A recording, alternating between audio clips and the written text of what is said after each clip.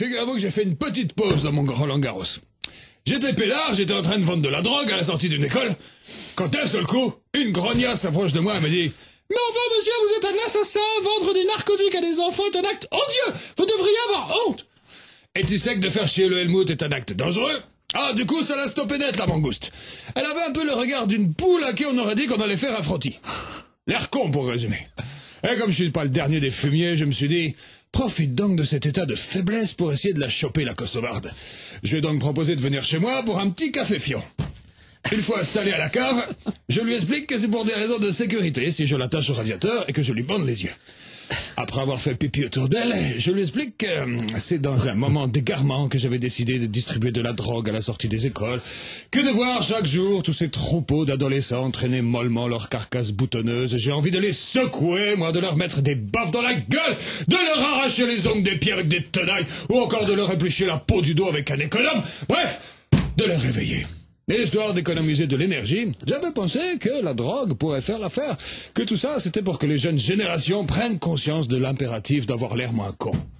Mon discours avait l'air de la toucher. Elle pleurait, et puis finalement elle m'a confessé que, quelquefois, devant l'état de léthargie des gamins, elle aussi avait envie de leur donner autre chose que des chocs à pic. C'est là que je me suis dit, elle est prête pour passer au bouillon, la poupoule.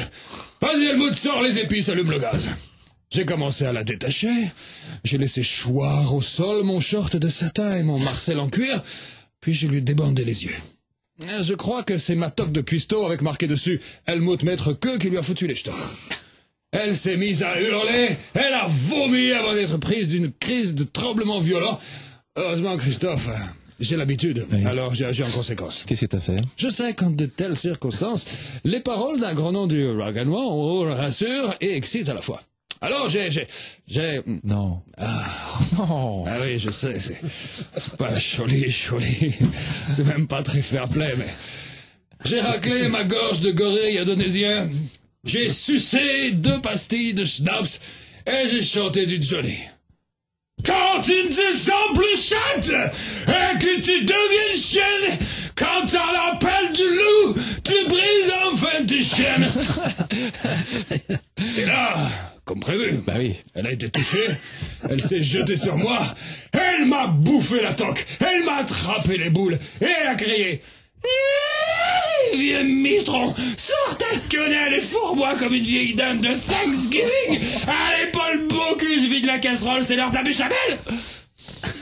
Et là, pendant 28 heures et contre les murs moites de ma cave, on a fait... comme des anguilles slovènes. Bon, je vous laisse. J'ai rendez-vous avec Régine pour... je sais plus quoi. Allez, au revoir.